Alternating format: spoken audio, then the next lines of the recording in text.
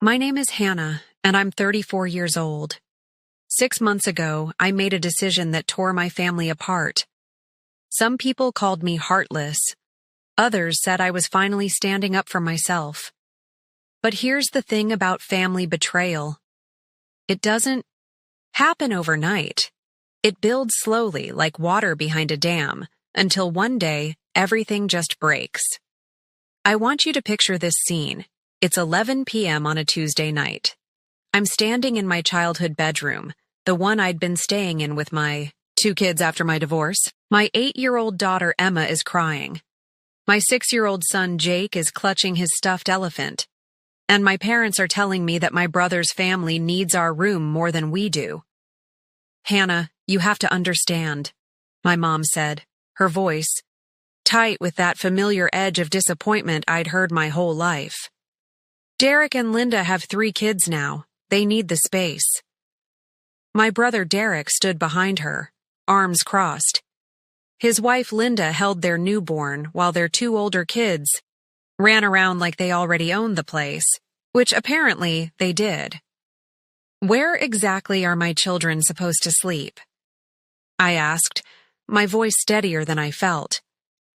"The basement has that fold-out couch," Dad chimed in, not meeting my eyes. "It's just temporary." Just temporary. Those words would echo in my head for weeks. If you are watching this right now, drop a comment letting me know where you are viewing from.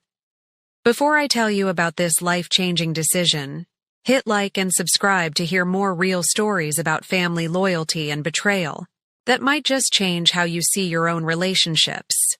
Let me take you back to understand how we got here. My marriage had crumbled 18 months earlier. Not dramatically, but slowly, like a house settling into unstable ground.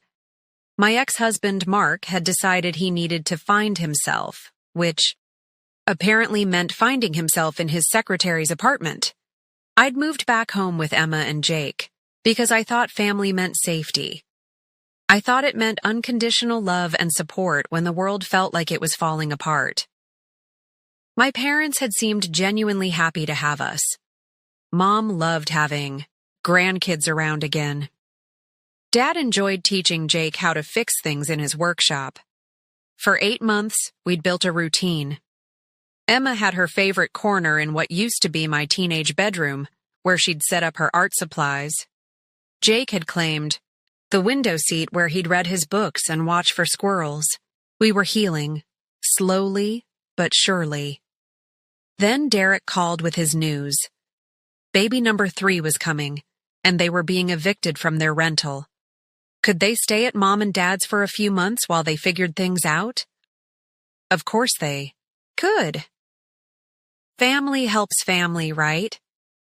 But here's what I didn't expect. I didn't expect to become invisible the moment Derek's SUV pulled into the driveway. I didn't expect my parents to start treating my kids like inconveniences rather than grandchildren. I didn't expect to watch my own childhood bedroom get reassigned like we were playing musical chairs. "It makes sense," Mom had explained when she first suggested the room switch. "Derek's family is bigger. You're just one person with 2 kids. Just one person, as if my divorce had somehow diminished my status in the family hierarchy. As if being a single mother made my children's needs less important than my brother's. Have you ever felt invisible in your own family? Have you ever watched your parents bend over backward for one sibling while treating you like an afterthought? If you have, you know that hollow feeling in your chest. That realization that the love you thought was unconditional actually came with fine print. The night they moved us to the basement, I lay on that uncomfortable fold-out couch listening to Emma sniffle quietly. The basement smelled like old carpet and disappointment. The ceiling was too low. The single small window barely let in any natural light. My children, who had already lost their father's daily presence, were now losing their sense of home too. That's when something shifted inside me. Not anger exactly, but clarity. Crystal clear understanding of exactly where I stood in my family's priorities. I owned something my parents had forgotten about, something that would change everything. To understand what happened next, you need to know about the house itself. The house that had been in our family for 3 generations. The house my great-grandfather built with his own hands. The house my parents had been making payments on for 30 years. The house I'd been secretly helping them keep. See, what my family didn't know was that 5 years ago, when Dad lost his job and Mom's hours got cut at the hospital, they'd come to me in desperation. The mortgage was 3 months behind. Foreclosure notices were piling up. They needed $20,000 immediately, and another $1,000 every month to catch up. I was still married then. Mark and I had good jobs and some savings, so I'd quietly become a co-signer on their mortgage refinance. I'd been making those monthly payments for 5 years, even after my divorce when money got tight. Even when I had to take on extra freelance work to make it happen. My parents thought the payments came from some restructured loan program. They never asked too many questions when their financial crisis just mysteriously resolved itself. And I never told them the truth because that's what you do for family, right? You help quietly without expecting recognition. Derek had always been the golden child.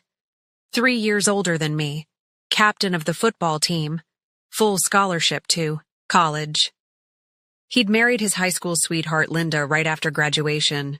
They'd had their first baby at 22, bought their first house at 25. From the outside, Derek's life looked perfect. But perfectionist Derek had a problem with money, always had. He'd buy expensive trucks he couldn't afford, take vacations on credit cards, make grand gestures that looked impressive but left him financially strapped. This wasn't the first time he'd needed to move back home.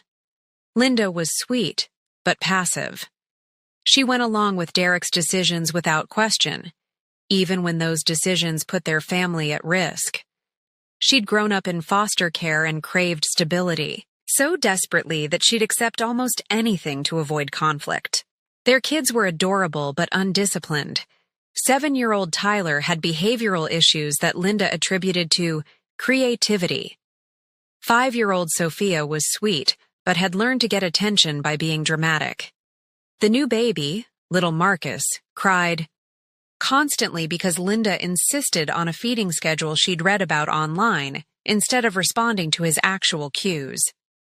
Then there was my mom, Patricia, 58 years old, worked as a nurse for 30 years, and had this incredible ability to rationalize anything Derek did while holding me to impossible standards. When Derek dropped out of his master's program, it was because he was too creative for traditional education. When I got divorced, it was because I didn't try hard enough to make my marriage work. Dad was gentler, but weak. Robert, 61, retired mechanic who just wanted peace in his house. He'd learned long ago that agreeing with Mom was easier than standing up for what was right. He loved me, I knew that. But his love was quiet and ineffective when it mattered most. My kids were caught in the middle of all this family dysfunction. Emma, my 8-year-old, was sensitive and artistic like me. She picked up on emotional undercurrents and worried constantly about whether she was causing problems. Jake, 6 years old, was more like his father had been before Mark changed, outgoing and confident, but starting to become withdrawn as he sensed the tension in our temporary home. The dynamics were toxic but familiar. Derek could do no wrong. I was expected to be endlessly understanding and accommodating. My needs came last. My children's needs came last. We were supporting characters in the Derek show, and Derek's show required a lot of space and attention. For those first few weeks, after Derek's family moved in, I tried to make it work. I really did. I helped Linda with the baby during the night when he cried. I undertook Tyler and Sophia to the park so Derek could have quiet time to look for jobs online. I squeezed my freelance work into the early morning hours so I wouldn't take up space during the day. But every accommodation I made seemed to create an expectation for more. Every boundary I respected got pushed further. And through it all, I kept making those mortgage payments, keeping the roof over everyone's head while my own children got relegated to the basement like forgotten storage items. The breaking point came 3 weeks after the room switch, the moment that made everything crystal clear. It was a Saturday morning when I found Jake sitting on the basement stairs, quietly crying into his stuffed elephant. Emma was at her friend's house for a sleepover, one of the few normal kid activities I could still manage in our chaotic living situation. "What's wrong, buddy?" I asked, sitting down beside him on the narrow step. "Tyler said we don't really live here anymore," Jake whispered. "He said we're just visiting and we have to leave soon." My heart clenched. What else did Tyler say?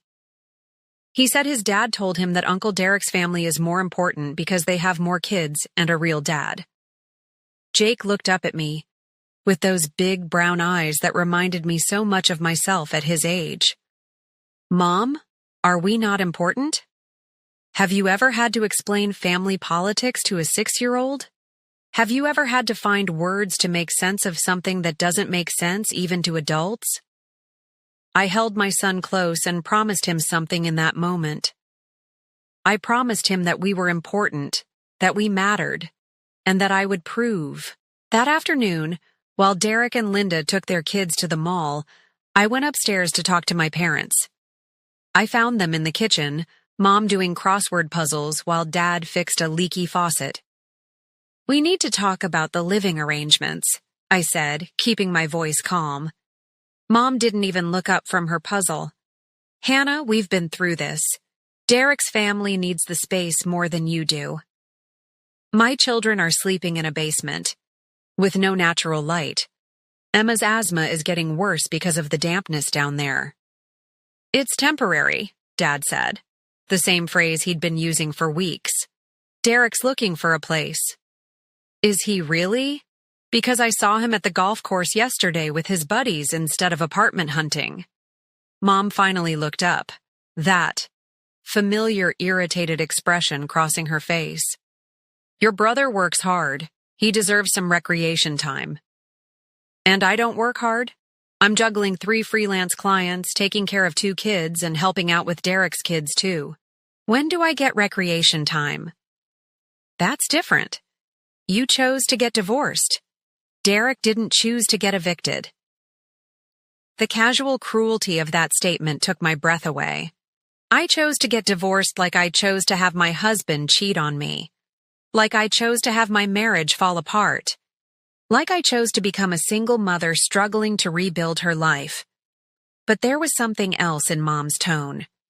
Something dismissive that I'd been hearing my whole life but never really acknowledged. The implication that my problems were somehow less valid than Derek's. That my children's needs were somehow less important than his children's needs. That night, I made a phone call that would change everything. I called my cousin Michelle, who's a lawyer specializing in property law. Michelle and I had always been close, more like sisters than cousins. She'd been furious when she heard about our living situation. "Hannah, you need to know something about your legal rights here," she said after I explained the latest developments. "As a co-signer on that mortgage, you have more power than you realize." She explained something I hadn't fully understood when I'd helped my parents 5 years ago. My name wasn't just on the loan paperwork. Due to some complicated legal language in the refinancing documents, my name was actually on the deed too. I wasn't just helping with payments. I was legally part owner of the house. "You could force a sale if you wanted to," Michelle explained. "Or you could assert your ownership rights and make decisions about who lives there." The knowledge hit me like lightning. All this time, I'd been asking permission to stay in a house I partially owned. I'd been accepting basement accommodations in a home where I had legal standing. I'd been treated like a charity case while literally paying the mortgage. But Michelle warned me about something else too. "If you use this information, Hannah, there's no going back. Your family relationships will never be the same. As I hung up the phone, I thought about Jake's question. Are we not important? For the first time in months, I felt something other than defeated resignation. I felt powerful. Not angry powerful, but clear powerful. Like when you've been walking in fog and suddenly the sun burns it away. The next morning I started documenting everything. Every dismissive comment. Every time my kids were treated as less important than Derek's kids. Every promise about temporary arrangements that kept stretching longer. I was building a case, not for court, but for my own conscience. Because I was about to do something that would shock everyone. The final straw came on a Tuesday evening. I'd been working late on a client project in the basement, trying to meet a deadline while my kids did homework at the small folding table we'd set up. The Wi-Fi signal was weak down there, my laptop kept overheating in the stuffiness, and Emma was struggling with her math by the dim overhead light. Around 8 p.m., I heard Derek upstairs yelling at Linda about something.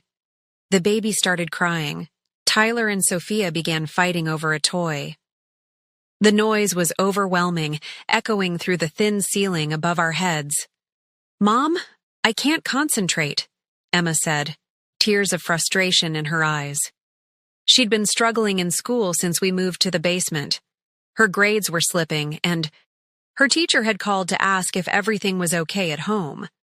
That's when I heard my mother's voice cutting through the chaos upstairs. "Hannah, come deal with this baby. Linda needs a break." Not a request, a command. Like I was the hired help instead of her daughter trying to work and raise my own children in impossible conditions. I climbed those basement stairs for the last time as a victim. When I reached the living room, I found Derek sprawled on my former bedroom couch watching TV while Linda walked the screaming baby in circles. Mom sat in her chair, looking exasperated with everyone except Derek. "I need you to take Marcus for a few hours," Linda said, holding out the crying infant. "I haven't slept in 2 days." "I'm working," I said simply. "I have a deadline." Derek looked up from the TV with that entitled expression I'd seen my whole life. "Come on, Hannah. It's just babysitting. It's not like your freelance stuff is a real job anyway." Something inside me went perfectly still. Not angry still. Quiet still, like the moment before a storm when all the birds stop singing. "Derek, we need to have a family meeting," I said, my voice unnaturally calm. "Can't it wait?" Mom asked. "Linda really needs help with the baby." "No, it can't wait." I walked to the center of the room, positioning myself where everyone could see me clearly. "I have some information you all need to hear." I pulled out the folder Michelle had helped me prepare. Copies of mortgage documents, payment records, legal ownership papers. My hands weren't shaking anymore. My voice wasn't uncertain anymore. 5 years ago, when you were about to lose this house, I became a co-signer on the mortgage refinance. But the legal language made me more than just a co-signer. I'm part owner of this property. The room went completely silent except for baby Marcus's crying. Dad spoke first. "Hannah, what are you saying?" "I'm saying that I've been making the mortgage payments on this house for 5 years, including these past 8 months since my divorce when money was tight. I'm saying that legally, I have as much right to decide who lives here as you do." Derek sat up straighter. "That's impossible. You never said anything about—" "I never said anything because I was helping family. Because I thought family meant we supported each other without keeping score." I looked directly at him. But apparently, family loyalty only goes one direction in this house. Mom's face had gone pale. "You can't be serious about this ownership thing." "I'm absolutely serious."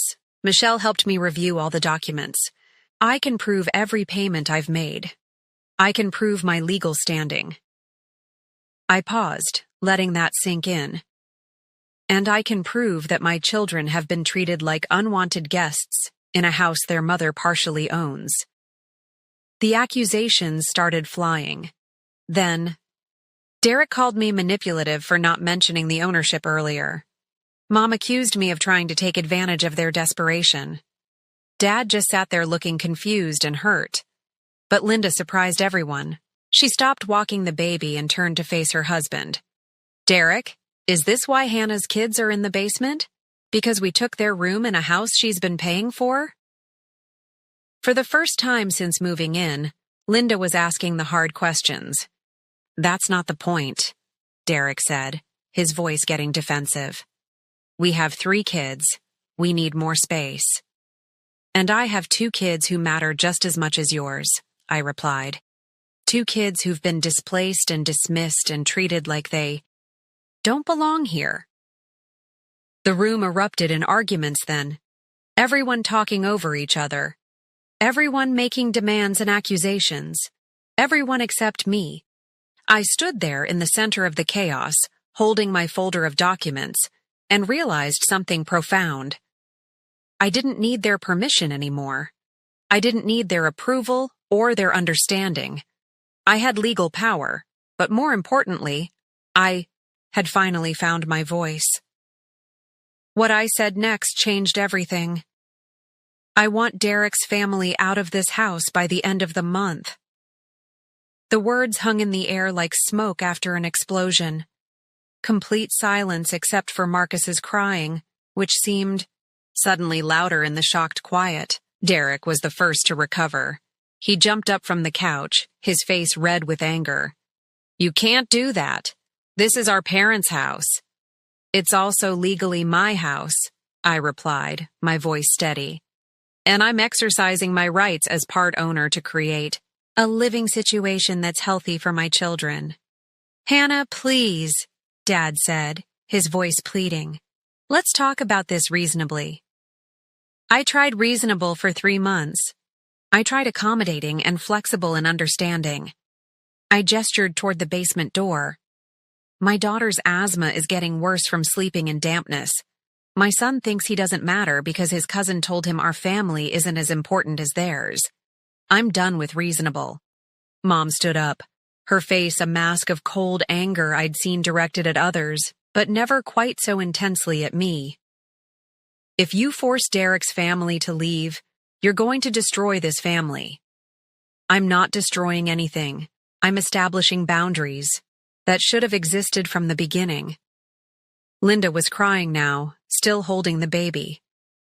Hannah, we don't have anywhere else to go. You have 30 days to figure it out. That's more notice than most people get. I looked at Derek. And it's about 29 days more than you gave me before moving my kids to the basement. The argument that followed was brutal. Derek called me vindictive and selfish. Mom accused me of being controlling and manipulative. They threw every guilt trip and emotional manipulation they could think of at me. But something had shifted inside me. Their words bounced off like rain on a windshield. I'd found something I'd lost years ago without realizing it. Self-respect.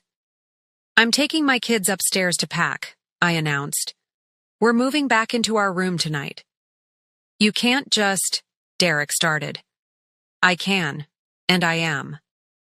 I looked around, the room at all of them.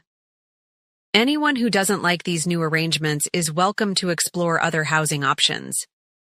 That night, as I tucked Emma and Jake into their old beds in our reclaimed room, Emma looked up at me with wide eyes. Mom, are we really allowed to sleep up here again? Yes, sweetheart. This is our room. Will Tyler's family have to sleep? In the basement now? No, honey. Tyler's family is going to find their own place to live. Jake sat up in bed. Does this mean we're important now? My heart broke a little at that question. We were always important, buddy. I just forgot for a while. The next month was the longest 30 days of my life. Derek and Linda barely spoke to me. When they did, it was to remind me that I was breaking up the family and hurting innocent children. Mom oscillated between cold silence and emotional outbursts about how disappointed she was in me. Dad tried to play peacemaker, suggesting compromises that always involved me giving up something else. But I held firm. And slowly, something beautiful started happening. My kids began to flourish again. Emma's grades improved. Jake's confidence returned. We established routines and boundaries, and a sense of normalcy I'd forgotten was possible. Derek's family moved out on the last day of the month. No goodbye, no acknowledgement of the 5 years I'd been quietly keeping them from foreclosure. Just cold shoulders and slammed doors. For a while, I wondered if I'd made the right choice. Family gatherings became awkward affairs, where half the relatives acted like I was the villain. Some cousins stopped calling. A few aunts made pointed comments about family loyalty. But then something unexpected happened. Other family members started reaching out privately. My Aunt Sarah told me she'd always thought Derek was spoiled but had never felt comfortable saying anything. My cousin, Jim, mentioned that he'd noticed how my parents treated me differently than Derek and had always felt bad about it. Most surprisingly, my grandmother called. 92 years old and sharp as ever, she said something that made me cry with relief. "Hannah, honey, I've been watching this family dynamic for decades. What you did took courage. Your great-grandfather built that house for family who would take care of each other. You're the one who's been taking care of everyone. Don't let anyone tell you different." 1 year later, I'm sitting in the sunlit living room of the house that's now legally and officially mine. My parents moved to a smaller place across town after I offered to buy out their portion of the property. The transition was difficult, but it was necessary. Derek and Linda found their own place, a rental that actually suits their family size better than cramming into my parents' house ever did. They've had to learn budgeting and financial responsibility, skills that being constantly bailed out had prevented them from developing. The most surprising transformation has been in my relationship with my mother. Without the constant stress of overcrowding and the dynamic of competing grandchildren, she started to see me as an individual rather than just Derek's accommodating sister. We have coffee together once a week now, and she's begun acknowledging things she used to dismiss about my life. "I didn't realize how hard things were for you after the divorce," she admitted recently. "I was so worried about Derek's family that I forgot you and the kids needed support too." It wasn't exactly an apology, but it was recognition. Sometimes that's enough to start rebuilding. My children are thriving in ways that amaze me daily. Emma's art has exploded with color and confidence. She's joined the school art club and talks about becoming a graphic designer. Jake has made new friends and started playing soccer. He's learned that standing up for yourself doesn't make you mean. It makes you strong. But the biggest change has been in me. I've learned the difference between being loving and being a doormat. I've learned that boundaries aren't walls. They're guidelines for healthy relationships. I've learned that family doesn't mean accepting treatment you wouldn't tolerate from strangers. If you're watching this and you recognize yourself in my story, I want you to know something. You don't have to set yourself on fire to keep other people warm. You don't have to make yourself small to make other people comfortable. Your needs matter. Your children's needs matter. Your well-being matters. The hardest part wasn't the confrontation or the legal process or even the family drama that followed. The hardest part was letting go of the version of family I'd always wanted and accepting the version that actually existed. It was grieving the unconditional love I thought I had and learning to create the conditional but genuine love that was actually possible. Have you ever had to choose between keeping peace and protecting your children? Have you ever realized that your family's version of love came with invisible price tags? If you have, drop a comment below and tell me about it. Sometimes just knowing we're not alone in these experiences can make all the difference. I want to be clear about something. I don't think Derek or my parents are evil people. They're flawed people who got caught up in patterns that hurt everyone involved. Derek had to learn that being the favorite child doesn't prepare you for adult responsibility. My parents had to learn that treating children differently creates dysfunction that echoes through generations. The house feels different now. It's lighter somehow, even though it's the same physical space. Emma has her art corner back. Jake has his window seat for reading. I have a home office where I can work without cramping into basement corners. We have routines and traditions and a sense of belonging that doesn't depend on anyone else's approval. I still help family members when they need it, but now it's a choice rather than an obligation. I still love my parents and my brother, but now it's with boundaries that protect my children and myself. I've learned that sometimes the most loving thing you can do is refuse to enable destructive patterns. If this story resonated with you, please hit that like button and subscribe for more real stories about family, boundaries, and finding your strength when it matters most. And if you've ever had to make a difficult choice to protect your children, share this video with someone who might need to hear that they're not alone. Your story matters. Your experience matters. And sometimes, the bravest thing you can do is trust yourself enough to change a situation that isn't working, even when everyone else tells you to just accept it. Thank you for listening to my story. I'd love to hear yours in the comments below.